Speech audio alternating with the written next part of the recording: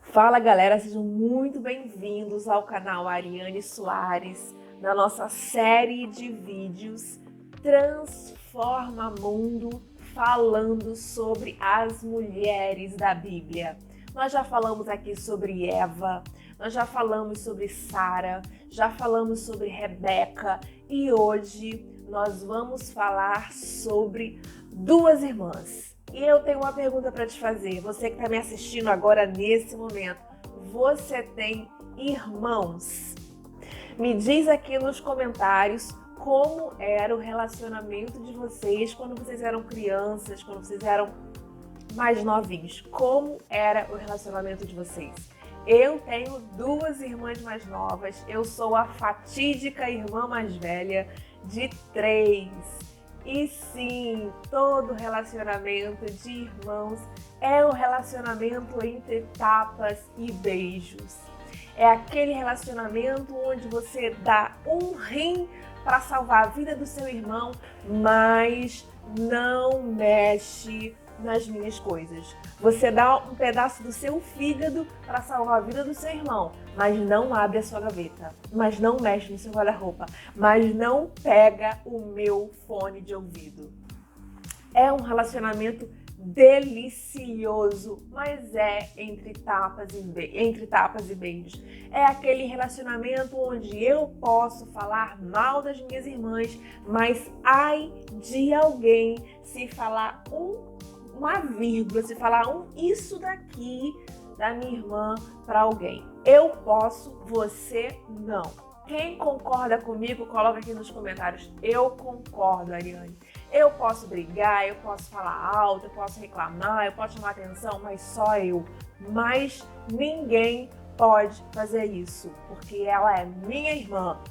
Então não mexe comigo, não mexe com ela. E as nossas duas irmãs de hoje que nós vamos falar aqui, as nossas duas mulheres bíblicas que tiveram uma influência profunda na história da humanidade, na história da Bíblia, são as nossas queridas Lia e Raquel. Se você tivesse a oportunidade de sentar para tomar um café com as duas, o que você falaria para elas?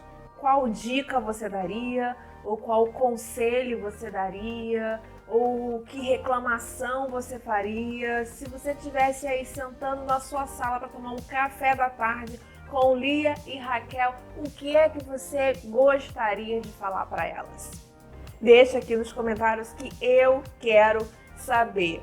E outra coisa, gente, eu quero falar para vocês que os comentários que eu estou recebendo dos outros vídeos, do que vocês falariam para Eva, do que vocês falariam para Sara, eu estou me amarrando. São assim, vocês são criativos demais com suas críticas, sugestões, conselhos amorosos, enfim.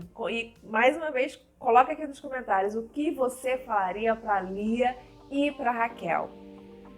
Porque é dela que nós vamos falar hoje. Estamos falando aqui de duas irmãs. E como eu falei no começo, todo relacionamento de irmãos é um relacionamento entre tapas e beijos. É um relacionamento que uma hora você tá amando e na outra hora você tá se descabelando. Uma hora você tá brincando, outra hora você está brigando. Uma hora você tá se abraçando e outra hora você tá puxando os cabelos. E tudo isso é amor. E tudo isso é amor. E nós vamos entender um pouquinho de como, o que a Bíblia traz pra gente do relacionamento delas, né? Como a Bíblia descreve esse relacionamento e de que forma esse relacionamento, o que a gente pode aprender com esse relacionamento, que dicas e que conselhos a gente traz de Lia e de Raquel para as nossas vidas.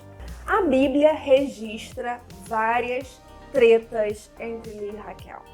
A Bíblia registra vários BOs que aconteceram entre as duas. E como não? Como se não bastassem o relacionamento entre irmãs serem um relacionamento entre tapas e beijos, as duas eram casadas com o mesmo marido. As duas eram esposas de Jacó. Jacó, vamos lá, vamos dar uma resumida rápida aqui no relacionamento, nesse triângulo amoroso.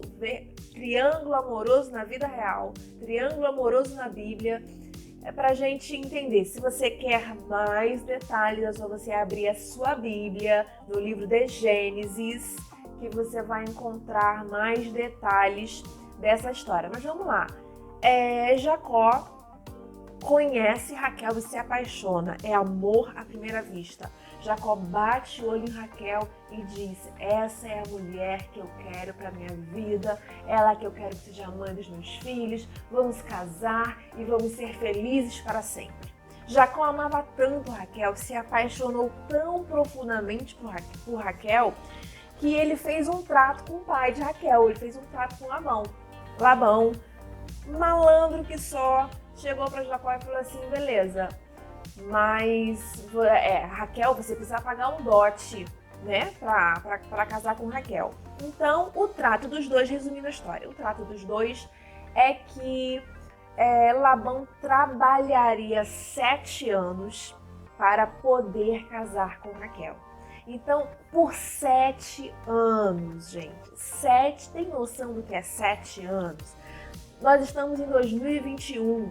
Imagine alguém trabalhando com você desde 2014 para casar com você. Imagina, desde 2014, alguém trabalhando para poder casar com você. Foram 7 anos. E ali, Jacó apaixonado por Raquel, e ele trabalha, os anos passam, e os 7 anos findam e enfim, chegou o grande dia. E os dois fecham o trato, beleza. Labão dá uma festa para comemorar. E o que acontece? Gente do céu, o que acontece?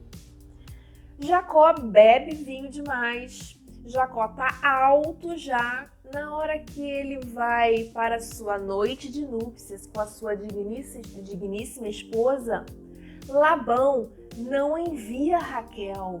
Labão envia Lia.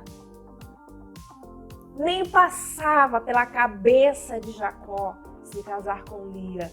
E Jacó alto já devia ter bebido muito para você não reconhecer a pessoa que está indo para a cama com você, ou tá totalmente escuro, tá muito breu e você não está enxergando nada, ou você tem que estar muito chapado, tem que estar com muito álcool na cabeça para você não reconhecer a pessoa, para você não se lembrar de nada do que aconteceu. Então é isso que acontece. Jacó se deita com Lia e ele só percebe isso no dia seguinte. No dia seguinte que ele levanta e olha para o lado e vai dar aquele bom dia radiante, amoroso para sua esposa Raquel. Ele olha para o lado, quem é que está lá? Lia. Não é Raquel, é Lia. Jacó, pé da vida, vai falar com Labão: mas espera aí, eu trabalhei 7 anos por Raquel, não foi por Lia. E Labão, na mais cara lavada do mundo, chega para ele e fala assim: ah, mas não é de bom tom a filha mais nova casar antes da mais velha? Então vamos fazer o seguinte, simples. Labão passa a perna em Jacó e depois vem com a cara mais lavada do mundo. Vamos fazer o seguinte, você trabalha mais 7 anos e casa com Raquel também. E Jacó era tão apaixonado que ele faz isso. Só que aí já é diferente, ele não trabalha 7 anos para depois casar com Raquel. Ele casa com Raquel junto ali no dia seguinte e aí trabalha 7 anos para compensar esse casamento. Então, temos aí um triângulo amoroso formado, né? Temos aí Jacó casado com 2 irmãs, casado com Lia, casado com Raquel. Jacó não amava Lia, Jacó era completamente apaixonado por Raquel. Imagina os BOs que aconteciam entre as duas. A Bíblia não fala muitos, mas fala alguns. E um deles, por exemplo, é que Lia começou a dar filhos a Jacó. Lia engravida. E aí ela fala: agora sim, estou grávida do meu marido, agora o meu marido vai me amar. E ela dá à luz ao primeiro filho, que é um homem. Ó, dei à luz a um homem, dei à luz a um herdeiro do meu marido, agora ele vai me amar. E nada, Jacó continua amando mais Raquel. E Lia dá luz ao segundo, e Lia dá luz ao terceiro. E isso não muda o fato de Jacó ser completamente apaixonado por Raquel. E o que acontece nesse meio termo? Lia não para de dar filhos para Jacó e Raquel não dá filhos para Jacó. Raquel tenta, mas ela não dá filhos. Então, apesar de Jacó ser apaixonado por Raquel, mas Raquel não dá filhos, Jacó não é apaixonado por Lia, mas Lia dá filhos. Então, você imagina as tretas e os B.O.s que aconteciam entre as duas. Simplesmente, primeiro, por serem irmãs, já é B.O. e treta por natureza. Já nasce desde a infância, desde 1 ano, desde que as duas começam a brincar, engatinhando, já começa a dar treta. Agora você imagina dividindo o mesmo marido, onde o marido ama muito mais uma do que a outra. Imagina quantas tretas o próprio Jacó teve que resolver entre as duas. Então, assim, é um triângulo amoroso confuso.